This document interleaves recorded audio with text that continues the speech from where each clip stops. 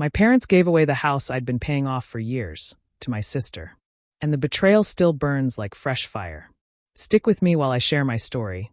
And if it touches you, don't forget to support our channel by hitting that subscribe button, dropping a like, and sharing it with the people you care about. My name is Kala. I'm 29 years old, and for nearly 10 years, I worked day and night to keep a roof over my parents' heads. When the recession hit and my dad lost his job, they were on the brink of losing their home. I had just graduated, and instead of saving for my own future, I stepped in. I picked up extra shifts, gave up traveling, and set aside every dream I had so they wouldn't lose everything. Month after month, the mortgage came out of my paycheck. Repairs, property taxes, even the leaky roof in the middle of winter, I covered all of it. And I didn't complain. Not once. Because my parents always told me, one day this house will be yours. You're investing in your future. Those words kept me going. They were my comfort whenever exhaustion made me want to quit. Now let me introduce the rest of the cast in this twisted little family play. My parents are Robert and Elaine. Hardworking in their younger years, but the truth is, they always carried a soft spot for my younger sister, Tessa. She's 26, but she's lived like a teenager her whole life. No bills. No responsibilities. She drifts from job to job, couch to couch, sometimes back at our parents' place for a break. And every time, they welcome her like a lost princess returning home. I was the opposite. I kept my head down, paid what needed paying, and never asked for much. I thought they respected me for that. But over the years, it became clear Tessa could do no wrong in their eyes. If she failed at something, it was bad luck. If I stumbled, it was because I wasn't careful enough. Still, I swallowed it. Family is family, right? Here's the thing. When you're raised being told you're the responsible one, you start to wear that role like armor. I told myself I was strong, dependable, the backbone holding everyone up. And I believed my sacrifices meant something. That one day, when the deed was in my name, all the hard years would be worth it. But looking back now, I can see how blind I was. The signs were always there. My mom praising Tessa for trying, while ignoring that I was working 60 hours a week. My dad handing her gas money, while I was putting hundreds into their mortgage. Small slights, brushed off at the time, but each one was a crack in the foundation. At 29, after nearly a decade of sacrifice, I thought I was finally standing on solid ground. I thought my future was secure. But I had no idea the earthquake was still coming. The betrayal that would shatter everything I believed about love, loyalty, and family. I was in my early 20s when I started doubling shifts. By day, I worked at a medical office, answering phones and handling insurance claims. At night, I waited tables until closing. Most weeks I barely slept more than a few hours between jobs. My paychecks didn't go into vacations or savings like my friends. Every dollar had a destination: property taxes in spring, the water heater that broke in the middle of December, the endless mortgage installments that never seemed to shrink. The house became my second shadow. If the gutters overflowed, I climbed the ladder. When the basement flooded, I paid the contractor. When shingles blew off during a storm, I was the one who bought the replacements. My hands were always tired, my back always sore, but I told myself it was temporary. Whenever I questioned if it was too much, my parents smoothed it over with the same line. Don't worry, Kala. One day this will be yours. Those words were like a pat on the head, meant to soothe me while I dragged myself back to work. I wanted to believe them. I needed to believe them. Meanwhile, my sister floated through life like nothing could touch her. Tessa had a new job every few months: barista, receptionist, dog walker. Never sticking to one long enough to pay a single bill. She'd come home with shopping bags stuffed with clothes she couldn't afford, bragging about nights out at clubs. When the money ran out, she'd crawl back to our parents' house, dragging her suitcases up the porch like she was returning from some grand adventure. Each time, my parents acted like she was a wounded bird. She just needs a little support, my mom would say while I carried the weight of the mortgage on my back. Tessa would sprawl on the couch, scrolling her phone, while I left for another 12-hour day. The resentment began to grow, slow at first like a bruise spreading under the skin. I never said anything, because what was the point? I was the dependable one, the one who could handle it. That was the role carved out for me. So I carried the bills, the repairs, the promises whispered to me late at night that all this sacrifice meant something. But deep inside, exhaustion was turning into something sharper, heavier. I didn't know it yet, but I was building a fire that would one day burn everything down. The call came on a Thursday evening. My mother's voice was unusually cheerful, almost giddy. She wanted me home that weekend for a special family dinner. I didn't question it. After everything I had done, I assumed they were finally ready to say the words I had been waiting years to hear. That all my effort, all my sacrifice had been worth something. That Saturday, the table was set as if for a holiday. My father opened a bottle of wine he usually saved for Christmas. My mother hummed while she brought dishes to the table. I sat down, nerves fluttering but hopeful. Maybe this was the moment where everything came full circle. For a while, the conversation was ordinary: weather, neighbors, little anecdotes. Then my father cleared his throat, raising his glass like he was making a toast. My mother clasped her hands together, her smile stretched wide. "We have big news," my dad said, pausing for effect. "After talking it over, your mother and I have decided to give the house to Tessa." I blinked, certain I misheard. My fork froze halfway to my mouth. My mother jumped in quickly, her eyes shining with excitement. "It's the best way to help her start fresh. She deserves stability. And this house will give her that." The words hit me like a blow to the chest. My mouth went dry. For a moment, I couldn't even breathe. I had walked in expecting gratitude, maybe even relief. Instead, they handed the very thing I had poured myself into straight to the sister who had never lifted a finger for it. Across the table, Tessa tilted her head, lips curled in a small, knowing smirk. She tried to mask it with a shrug, a little show of false modesty. I didn't ask for it," she said, her tone dripping with fake innocence. But her eyes met mine, bright with triumph. She was enjoying every second. My parents went on about how this was the fair choice, how it would give Tessa a foundation. Their voices blended into a distant hum as I sat there, stunned, my pulse pounding in my ears. I wanted to speak, to argue, to remind them what I had given up, but nothing came out. The only thing I felt was the crushing weight of betrayal, sharp and undeniable, sitting heavy in my chest as my sister smiled like a cat who had swallowed the canary. The silence broke with my voice, sharper than I meant. "What about everything I've paid? Every check, every bill, every repair? That money didn't fall from the sky. It came from me." My father waved his hand as though brushing away a small detail. "Calla, you're strong. You'll be fine on your own. But your sister, she needs this. You've always landed on your feet. She hasn't." My mother nodded, her tone soft but cutting. "We know you've helped, and we're grateful. But Tessa deserves stability. She can't make it otherwise." The words sank like stones in my stomach. Grateful? They tossed that word at me like loose change, as if it could cover years of sacrifice. My whole 20s had been poured into those walls, and now they acted like it was nothing more than a kind gesture. I stared at them, searching for some trace of guilt, some sign they understood the cruelty of what they'd done. All I saw were calm expressions, certain they had made the right choice. And across the table, Tessa twirled her hair, eyes flicking to me with that smug gleam she didn't bother to hide anymore. The betrayal ripped through me. It wasn't just the house, it was everything. Every late shift, every dollar I gave up, every dream I shelved, all erased with a shrug and a smile. My parents hadn't just overlooked me, they had chosen her instead. Again, my voice rose, ragged with fury. "So I was nothing but your safety net? A paycheck until you could hand her the prize. Don't twist it," my father snapped, his tone suddenly firm. "We're doing what's best for the family." "Best for the family?" I laughed bitterly, the sound breaking. "No, best for Tessa. Always for Tessa." The air grew thick, voices clashing, anger spilling out in waves. Years of swallowed resentment came tumbling up, raw and unfiltered. I didn't hold back anymore. Every slight, every time they dismissed me, every sacrifice that went unnoticed. My mother tried to calm me, my father grew defensive, and Tessa sat back, watching like she'd already won. Finally, I couldn't take it. My chair scraped against the floor as I stood. My hands shook, my chest heaved, but my words came out clear. "I'll never forgive this. Not ever." I turned, walked out the door, and left their voices shouting after me, the weight of betrayal trailing me into the night.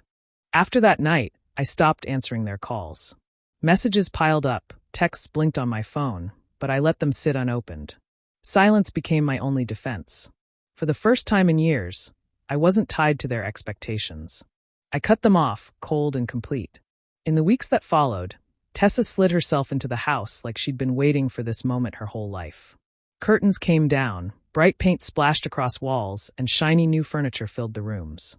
She posted framed photos of herself everywhere, smiling, posing, as though she had built that place with her own 2 hands.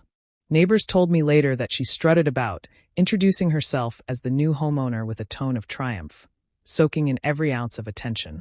She walked through those halls like a queen ruling her castle. Meanwhile, my parents kept trying to pull me back in. My mother's voice on voicemail was always the same mix of pleading and scolding. "Calla, you can't keep this up. Family is family. Stop holding grudges." My father wasn't much different, his tone heavier, more demanding. "You're being dramatic. Don't let pride ruin everything." Each word was meant to bend me, to make me crawl back as though I was the one who had broken something. But I didn't cave. Their guilt rolled off me like rain on stone. Still, the quiet cut deep. Nights stretched longer than I thought possible, and the weight of what they had done pressed against my chest until it was hard to breathe. I tried to bury myself in work, tried to remind myself that freedom was better than chains, but the emptiness was sharp. It wasn't just the loss of a house, it was the loss of belonging. I had been replaced, shoved aside, as if all those years meant nothing at all. The hardest part wasn't anger. It was the ache that settled in once the fury burned down. I missed the version of my parents I thought I had. The ones who promised fairness, who told me my sacrifices mattered. That version didn't exist. What I had left was the truth. They had chosen my sister, plain and simple. And in that truth, I was alone. One night, when sleep wouldn't come, I pulled out an old box of receipts and statements I had kept over the years. They were crumpled and yellowed at the edges, but every number, every date, was still sharp.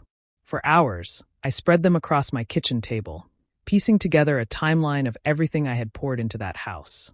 Mortgage stubs, repair invoices, property tax checks. I laid them out one by one until the surface disappeared under the weight of paper. The more I added, the clearer it became. My earnings had carried the balance almost to the end. Payment after payment, I had chipped away at the debt until little remained. It wasn't just help I had given. It was nearly the entire foundation that kept the house standing. I felt my throat tighten as I flipped through the stack. My handwriting was on nearly every check, my name on every receipt. For years, I told myself those sacrifices were investments in a future that was secure. But staring at the pile, it dawned on me. I had built the very thing that was handed to someone else like a casual gift. Something still gnawed at me, though. I needed certainty. So I went down to the county clerk's office, waiting in a line that stretched down a narrow hallway. When it was finally my turn, I asked to see the deed. The clerk typed for a few minutes, then slid a folder across the counter. Inside was a single sheet, stamped and official. And there it was, in black and white. The house was under Robert and Elaine's names, no mention of mine anywhere. Not a co-owner, not even a footnote. My name was absent, as though I had never existed. A rush of heat spread through my body, so strong I thought my knees might buckle. It wasn't just the sting of being overlooked anymore. This was theft, plain and cold. Years of my income had erased their debt, but legally, it was never mine to claim. All the promises, all the reassurances, they had been words spoken to keep me quiet while they held every card. I stepped out of that office, gripping the folder, so tightly my fingers ached. People passed me on the sidewalk, laughing, talking, carrying bags of groceries, living their small, ordinary lives. I wanted to scream at them, tell them that I had just uncovered a betrayal so deep it hollowed me out. Instead, I walked in silence, each step heavier than the last. It wasn't only my parents' deception. It was my sister's smug grin at that dinner, the way she accepted the deed as if it were her birthright. Together, it painted the full picture. I had been used. Not just emotionally, but financially drained of my best years and my best efforts. And that knowledge hardened into something new, something colder than anger. The moment the truth sank in, pleading and shouting felt useless. I didn't want another round of explanations or hollow apologies. Bargaining with them would be begging. Begging would be surrender. So I chose a different route, strategy over spectacle. No dramatic confrontation, no scene. Quiet, precise, and entirely my own. First, I cut the ties that had been pulling me under. Every automatic transfer I had set up, every informal arrangement where my paycheck filled their gaps, I shut them off. No more surprise deposits, no more emergency loans disguised as favors. I stopped showing up to fix their problems, stopped answering midnight calls about clogged sinks and late notices. The emotional labor vanished along with the checks. Where they expected instant availability, they found only silence. I told myself this was not cruelty, it was insurance. If I kept pouring myself out, revenge would be meaningless. Instead, I redirected the resources I'd once given away. Hours formerly spent on overtime turned into nights at the community college, signing up for classes I'd always postponed. I enrolled in a certification program that would finally qualify me for better work. The extra money I collected from a modest side gig went straight into a new account labeled plainly, Freedom. Making the plan took patience. I drew up a budget, small at first, with strict categories and immovable limits. I negotiated for raises at my day job, not out of pride but out of necessity. I researched apartments in neighborhoods I'd only driven through before, imagining a closet I could call mine where every picture on the wall would be mine to hang. For the first time in years, I saved with intention rather than obligation. While I built outwardly, I rebuilt inwardly. Therapy helped, more than I expected. Unloading years of resentment into someone who listened without judgment clarified my motives. I learned to say no without guilt and to recognize manipulation when it crept in disguised as concern. My anger didn't disappear. It sharpened into resolve. Each time my parents called, their voices hollow with requests or guilt trips, I rehearsed a single sentence and then hung up. It was always the same. I can't help. Not now. I also planned practical moves that would protect me should things escalate. I updated my financial records, centralized receipts, and duplicated important documents. If anyone tried to claim I hadn't contributed, I'd have the paper trail laid out and undeniable. I consulted a legal aid clinic for information. Just information, nothing confrontational. So I knew my options. Knowledge was a shield. Most importantly, I stopped hoping they'd change. That expectation had been my chain. Instead, I focused on outcomes I could control. Earning, learning, moving forward. As weeks became months, new routines formed. My life filled with small victories, a certificate earned, a deposit in a new savings account, the keys to a compact apartment painted a color I chose. I didn't celebrate their downfall. I celebrated my emergence. Revenge, I realized, wasn't about punishment. It was about reclaiming what they had taken. The future they'd promised but never intended to deliver. Quietly, without fanfare, I was taking it back. The first crack in their perfect plan came with a letter from the insurance company. Premiums had jumped, nearly doubled, thanks to new assessments on the property. What once had been manageable suddenly loomed larger than expected. My parents hadn't seen it coming, and neither had Tessa. Not long after, another blow landed. A burst pipe under the kitchen floor left water seeping into the foundation. The repair estimate was staggering, numbers that made even my father's voice falter when he explained it over the phone. For the first time, their cheerful certainty sounded strained, stretched thin. I didn't ask questions. I simply listened, the receiver pressed to my ear, as he circled around what he really wanted to say. Finally, it came out. "Calla, could you help us out this once? Just until we get things under control." The words might have crushed me months ago. Now they only hardened me. My voice stayed calm, colder than I thought possible. "That's not my house anymore. You gave it to Tessa. She'll need to handle it." There was silence on the other end, thick and heavy, before he muttered something about me being heartless. I didn't argue. I just ended the call. Soon after, my mother tried her turn. Her tone was softer, pleading, as though she could charm me into forgetting the past. "She's overwhelmed, Calla. You know she's never been good with responsibility. Please, just this once." I cut her off. "It's her house now. She wanted it. Let her deal with it." And then I hung up again. Tessa's panic wasn't hidden for long.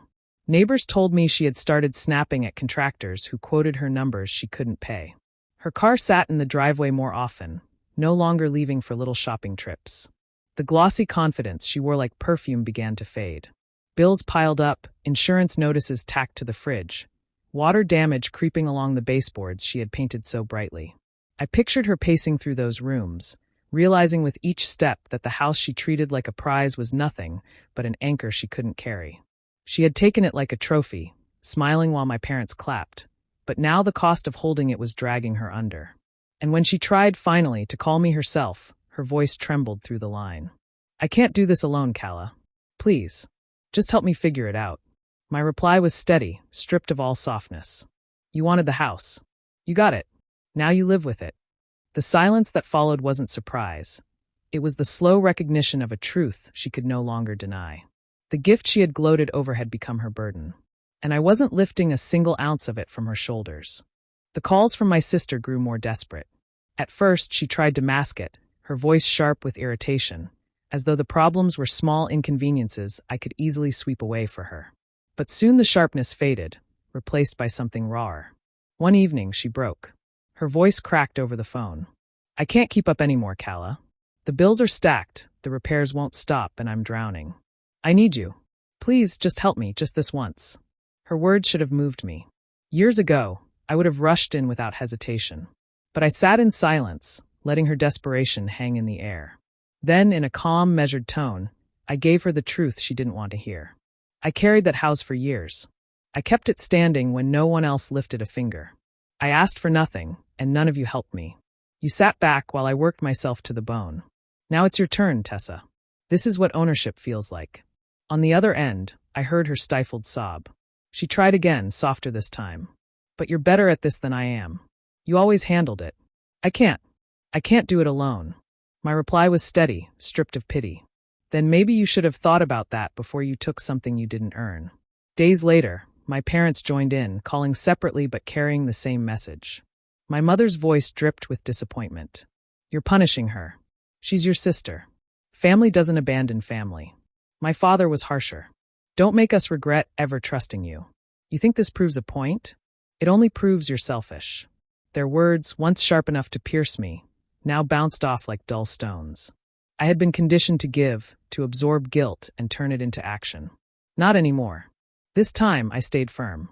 "You made your choice. Live with it." Their anger turned into pleading, then into silence when they realized I would not budge.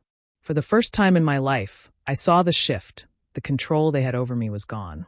Meanwhile, Tessa's world unraveled piece by piece.